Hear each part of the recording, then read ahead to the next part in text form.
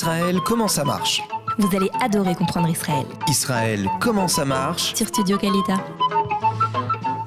Salut, bonjour, on est ravis de vous retrouver et aujourd'hui on a décidé de parler d'une année un peu spéciale, la première année d'Alia. Alors comment ça marche la première année d'Alia en Israël ? Est-ce qu'il vaut mieux se précipiter sur un cycle universitaire ? Est-ce qu'il vaut mieux passer son temps à voyager ?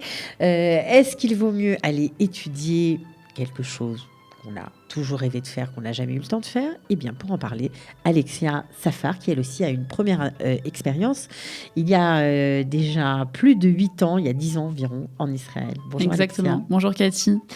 Alors, c'est pas que vous soyez experte Ouais, c'est ça. en la matière, mais on avait voulu vous faire témoigner. Nous avons voulu vous faire témoigner parce que vous avez eu cette expérience-là d'après le bac, d'arriver, bac en poche et de faire... Alors vous aviez choisi un séminaire et pour vous, vous dites que c'est une expérience qui, jusqu'à aujourd'hui, vous porte. Exactement. Alors, c'est vrai que c'était un choix qui était un petit peu difficile puisque forcément, quand on est à Paris, on se trouve à 4000 km. On se dit, bon, on a toujours été porté par un système scolaire qui nous a vraiment orientés. À 20 ans, si on n'a pas terminé ses études, c'est une catastrophe. C'est une catastrophe internationale. Donc voilà, c'est vrai qu'on n'a pas eu tellement de choix à faire par rapport à ça, puisque bon, moi j'étais à Yavne, donc c'est vrai qu'à Yavne, il y avait le choix entre faire une première ES ou une première S. C'était le grand choix que j'ai fait dans ma scolarité. Et disons qu'après, on se retrouve finalement un peu complètement, en fait même complètement livré à soi-même. Et bon, alors en général, on se dit, si on reste à Paris, on fait un petit peu les études que les copines font, ou bien on est sûr d'avoir notre propre direction.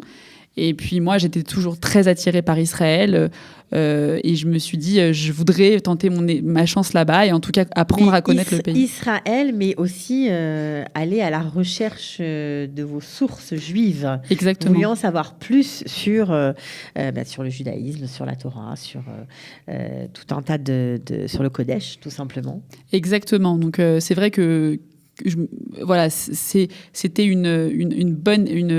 un bon moment, disons, pour justement apprendre finalement encore plus. Et je me suis dit, c'était une évidence pour moi, en fait, que je voulais faire un séminaire. Alors, mais par contre, les parents, parfois, ont l'impression que c'est un an de perdu. Pas commencer des études, pas commencer une formation, un travail. Que ce soit, vous aviez choisi le séminaire, mais quelqu'un d'autre peut choisir d'apprendre la peinture, par exemple, ou une autre activité. Les parents sont très, très frileux. Alors, justement, pour répondre à ça, moi, je vais être, c'est vrai, assez claire. Cette orientation, je trouve, qui est faite justement par le système scolaire en France, fait que je ne pense pas qu'il soit possible de pouvoir faire un choix pour la vie, puisque c'est finalement un choix pour la vie, juste après cet arrêt justement du bac. Alors je m'explique, j'ai fait un petit peu, après avoir fait mon année de séminaire, parce que moi aussi j'avais beaucoup d'amis qui me disaient « Ah, le séminaire, ça sert à rien, qu'est-ce que tu vas faire là-bas, qu'est-ce que tu vas apprendre, c'est un an de perdu, etc. etc. » Et finalement, après un an, quand j'ai un petit peu questionné mes copines, les copines que j'avais à Yavne ou même en dehors de Yavne, sur ce qu'elles avaient fait et sur si elles étaient contentes du choix qu'elles avaient fait, il y en a soit qui ont continué parce que finalement, elles avaient démarré une spécialité, que ce soit en médecine ou que ce soit en autre, et qu'ils le faisaient parce que finalement, moi, elles étaient dedans et qu'elles n'avaient pas envie de s'arrêter. Ou bien, j'ai énormément d'amis qui se sont réorientés. Donc, je pense déjà que ce choix, qui est justement très personnel, finalement, on est dans un système où on est dans le ultra impersonnel, qui est la suite logique des études, pour finalement arriver à un choix qui est ultra personnel, de savoir, bon, ok, qu'est-ce que tu as envie de faire dans ta vie maintenant ? Ok, tu vas te retrouver tous les jours à aller au travail. Qu'est-ce que tu vas faire ? Et donc finalement, ça, on en viendra après au séminaire, mais c'est vrai que par rapport à cette année-là, c'est pour moi une année extrêmement importante puisque c'est une année de choix.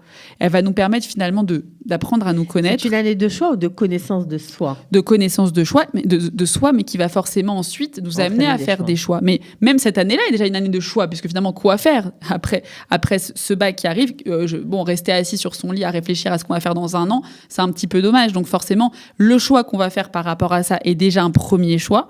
Et ensuite, évidemment, la connaissance de soi pour arriver véritablement à mieux se connaître et à, en général, s'orienter vers des études qui nous correspondent plus. Alors, il y a beaucoup de de séminaires pour jeunes filles après le bac, justement, pour prendre le temps de mieux se connaître, de savoir qui on est, de connaître ce pourquoi on est fait, notre mission aussi sur Terre, pourquoi pas. Ça aide ce genre de parcours. En tout cas, il y en a beaucoup. Alors vous avez choisi celui d'Ofakim. Il y a d'autres séminaires plutôt Haredi, puisque c'est votre tendance. Bon, j'aime pas bien mettre les gens dans des cases, mais c'est le monde dans lequel on vit aujourd'hui qui nous l'impose un peu parfois. Quel séminaire existe-t-il en Israël de ce type ? Destiné plutôt aux francophones, on va dire. C'est ça.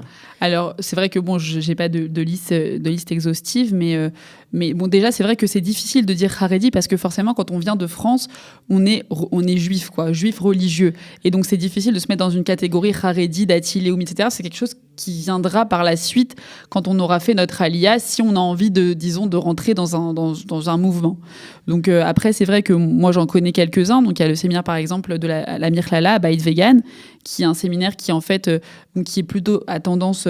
alors, c'est pas tellement ni Haredi ni Dati Léoumi, c'est vraiment pour des jeunes filles françaises, mais qui va permettre de connaître un petit peu tous les courants, justement, puisqu'il y a toutes sortes d'enseignants. Après, il y a aussi le séminaire Bet Aleph de la rabbinite Sarah Hagaï, donc qui est plus à tendance Haredi. Il y a également Midreshet Arova, qui est aussi, alors peut-être à tendance un petit peu plus... à Jérusalem. À Jérusalem, exactement. Alors ça, c'est dirigé par qui ? Alors, c'est par la rabbinite Sylvia Marouani. D'accord, la sœur du Rav La sœur du Rav Citruc, exactement. Okay. Après, ça, c'est quand même sioniste. Exactement. Ouais, c'est plus sioniste. Bon, il y a bien sûr le séminaire du Rav Kling, on a reçu ici. Voilà, alors lui, c'est carrément sioniste, il ne s'en cache pas. Exactement. Là, moi, j'étais à Ofakim, donc c'est vrai que c'est là plus, c'est vraiment Haredi israélien, avec quand même un petit pôle francophone, mais c'est à tendance israélienne. Et après, il y en a... il y a la source aussi, je crois. Oui, il y a la source également, qui est aussi... voilà, séminaire Haredi français. Exactement, Haredi français. Voilà, c'est compliqué, hein, tout ça. Ouais, c'est ça, c'est que c'est compliqué, et c'est surtout compliqué quand on fait ce choix de loin.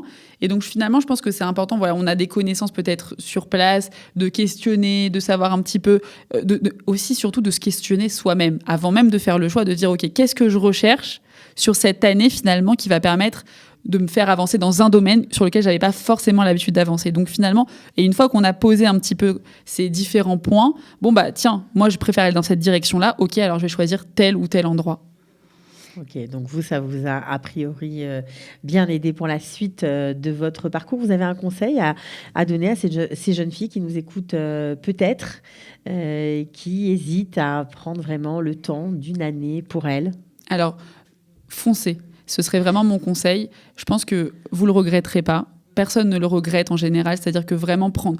Alors, moi qui ai enseigné dans un séminaire pendant 3 ans et qui commençait avec les jeunes filles qui, en général, démarrent et se disent... Alors, le premier mois, c'est toujours un peu difficile. Il y en a certaines qui sont assises sur leur valise et qui se disent, bon, est-ce que je reste, est-ce que je retourne ? Et finalement, après 1 mois, elles sont en général très épanouies. Et au bout de 3 mois, elles me disent, mais comment j'ai pu perdre 1 mois en début d'année à me poser des questions, etc. Parce que finalement...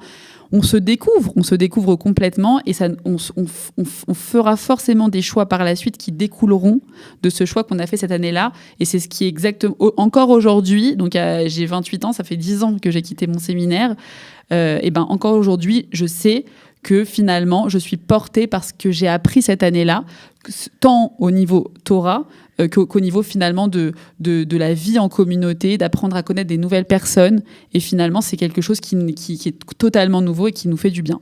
Voilà, eh ben, ce sera le mot de la fin pour ce Israël, comment ça marche, un peu particulier. C'était pas technique, c'était un peu plus, spirituel, on va dire. Voilà, en tout cas, une année pour soi.